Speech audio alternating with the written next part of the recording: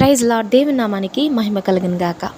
మత్తయి సువార్త 13వ అధ్యాయంలో ఉన్నటువంటి మాటలు కొన్ని మనం ధ్యానించుకుందాం. మత్తయి సువార్త 13వ అధ్యాయంలో మొత్తం అంతా కూడా యేసుక్రీస్తు ప్రభువు ఉపమాన రీతిగా అనేకమైన విషయాలు మాట్లాడి ఉంటారు. మరి ఆ 13వ అధ్యాయాన్ని 1-2 వచనాలు మనం చదువుకుంటూ ధ్యానించుకుందాం. ఆ దినమందు యేసు ఇంట నుండి వెళ్ళి సముద్ర తీరమున కూర్చుండెను. బహుజన సమూహములు తన యొద్దకు కూడి వచ్చినందున ఆయన దోణి ఎక్కి కూర్చుండెను.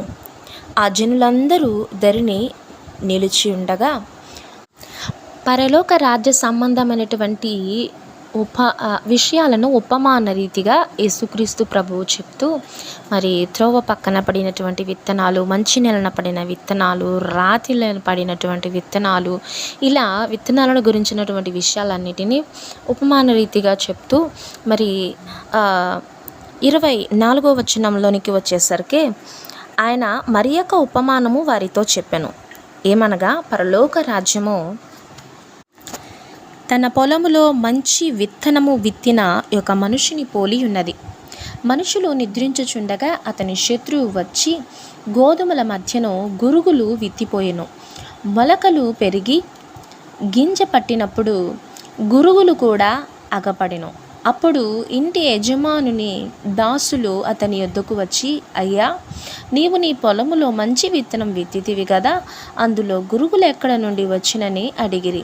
ఇది శత్రువు చేసిన పని అని అతడు వారితో చెప్పగా, ఆ దాసులు, మేము వెళ్ళి వాటిని పెరికి కూర్చుట నీకిష్టమా అని అతనిని అడిగిరి. అందుకతడు, వద్దు, గురుగులను పెరుగు చుండగా వాటితో కూడా ఒకవేళ గోధుమలను పెళ్ళగింతురు.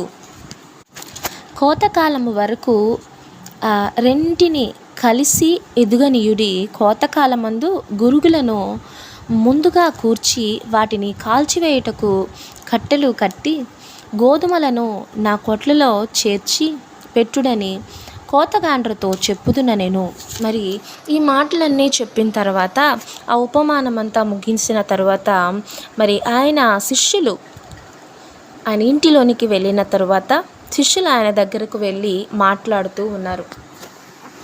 మత్తయి సువార్త 13వ అధ్యాయం 36 నుండి చూస్తే, అప్పుడు ఆయన జనసమూహములను పంపివేసి ఇంటిలోనికి వెళ్ళగా ఆయన శిష్యులు ఆయన యొద్దకు వచ్చి పొలంలోని గురుగులను గూర్చి ఉపమాన భావము మాకు తెలియజెప్పుమనిరి. అందుకు ఆయన ఇట్లా, నేను మంచి విత్తనం విత్తువాడు మనుష్య కుమారుడు. పొలము లోకము, మంచి విత్తనములు రాజ్య సంబంధులు, గురుగులు దుష్టుని సంబంధులు.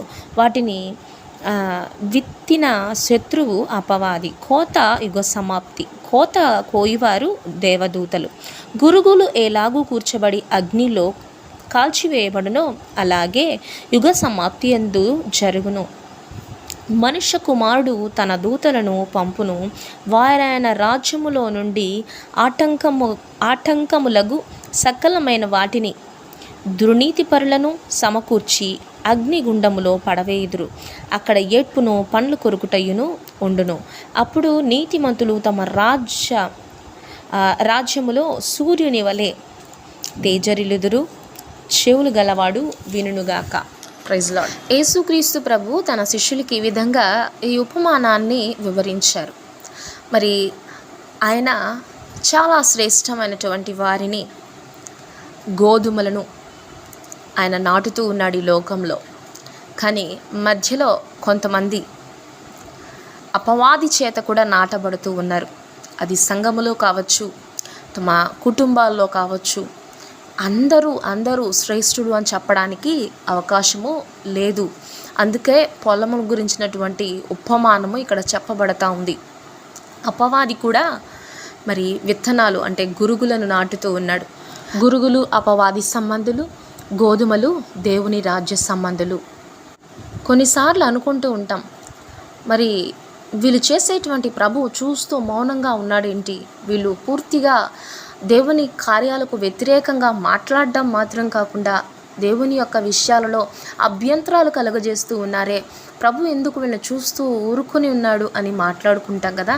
మరి ఈ యొక్క ఉపమానంలో ఆ మాటలన్నిటికీ అర్థాలున్నాయి. దాసులు అడుగుతూ ఉన్నారు, అయ్యా ఈ గురుగులను మేము తీసేయమంటారా అని అంటే, లేదు లేదు, మీరు గురుగులను కానీ తీసేసే ప్రయత్నంలో గోధుమల యొక్క వేళ్ళను కూడా పెక్కలిస్తారేమో, కాబట్టి వాటితో పాటు పెరగనివ్వండి. కోత సమయంలో మరి వచ్చేటువంటి వారికి నేను చెప్తాను, గురుగులను మొదటగా ఏరి నిత్య నరకాగ్నిలో పడేయమని, అంటే నిప్పుల్లో పడేయమని చెప్తాను, వాటిని కాల్చివేయమని చెప్తాను అని చెప్తూ గోధుమలను కొట్లలో కూర్చోమని చెప్తానని చెప్తూ ఉన్నాడు. మరి దేవుని రాకడ వరకు దేవునికి అభ్యంతరకరంగా, దేవుని కార్యాలకు అభ్యంతరకరంగా జీవించేవారు ఉన్నారు, దేవుని రాజ్య సంబంధులు ఉన్నారు. వారికి ప్రతి వానికి వాని క్రియల చప్పున ప్రతిఫలం ఇవ్వడానికి ఆయన కార్యము సిద్ధపరచుకొని ఉన్నాడు.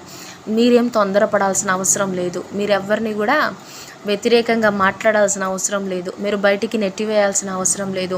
ఖచ్చితంగా ప్రభువు ఆ తీర్పు దినములో తన బిడ్డలను, తన రాజ్య సంబంధులను ఆయన జ్ఞాపకం చేసుకొని మరి వాళ్ళను కదలనీయకుండా ఎంత జాగ్రత్తగా చూస్తున్నాడో గమనిస్తున్నారు కదా, వాళ్ళని తన రాజ్యములో చేర్చుకుంటాడు.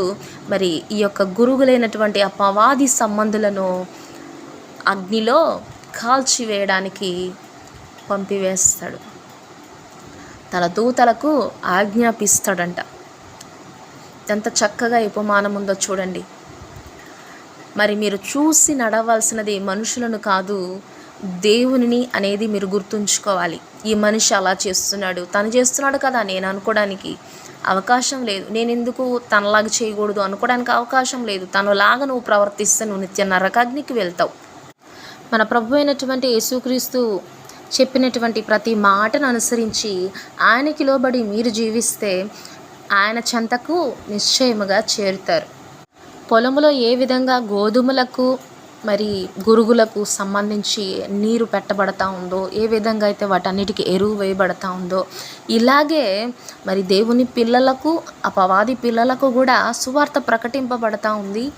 మరి వాళ్ళు ఎన్నుకునేటువంటి విధానం, వాళ్ళు నడుచుకునేటువంటి విధానాన్ని బట్టి, వాళ్ళ యొక్క క్రియలను బట్టి వారి యొక్క ఫలితం ఉంటుందని కూడా మీరు గుర్తుంచుకోవాలి. యేసుక్రీస్తు ప్రభుల వారు చెప్పినటువంటి మాటల ప్రకారము ఆయనకు లోబడి ఆయన యొక్క చిత్తానుసారముగా జీవించేటువంటి వారు నిత్య రాజ్యానికి, అపవాది ఆలోచన ప్రకారం నడిచేటువంటి వారు నిత్య నరకాగ్నికి చేరుకుంటారు. అపవాది యొక్క ఆలోచనలన్నీ కూడా ఎప్పుడూ దేవునికి విరోధంగానే ఉంటాయి. కాబట్టి అపవాది విత్తినటువంటి వారి ఆలోచనలు కూడా దేవునికి విరోధంగానే ఉంటాయి. ఎవరి క్రియల ఫలితం నిశ్చయముగా వారు అనుభవించే రోజు ఒకటి ఉంది. ఇదిగో త్వరగా వచ్చుచున్నాను, వాని క్రియల చప్పున ప్రతి వానికి చిటకు నేను సిద్ధపరచిన జీతము నా యొద్ద ఉన్నది అని ప్రకటన 22:12 మనం గమనించవచ్చు. కాబట్టి ప్రభు రాకడ వరకు మీ యొక్క విశ్వాసాన్ని కాపాడుకుంటూ దేవుని యందు నిరీక్షణ గలవారై జీవించండి. లోక సంబంధులుగా, లోకానుసారంగా జీవించడానికి ఏమాత్రం ఇష్టపడవద్దు, నిత్య నరకాగ్ని పాలవుతారని గుర్తుంచుకుందాం. మీకోసం, నా కోసం ప్రాణం పెట్టినటువంటి దేవుని యొక్క మార్గములో నడుస్తూ నిత్యరాజ్య వారసులుగా ఆయన చెంతకు చేరుకునేంత వరకు నిరీక్షణ గలవారమై ఉందాం. God bless you.